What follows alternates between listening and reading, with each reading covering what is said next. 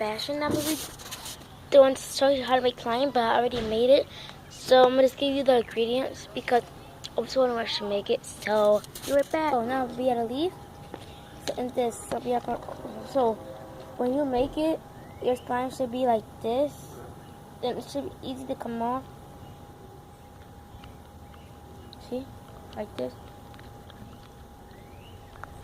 It should be easy to come off, but mine's not that easy because I was two things of glue, a whole bottle of glue. That's how I'll do it. If you want, grab a stick and poke it with it if you don't trust it that much.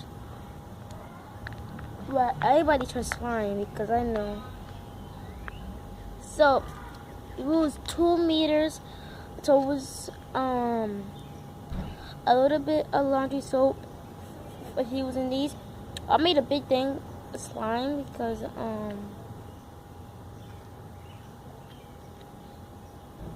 got a big bowl, 3 gallons of slime. Oh my gosh, it's so cool.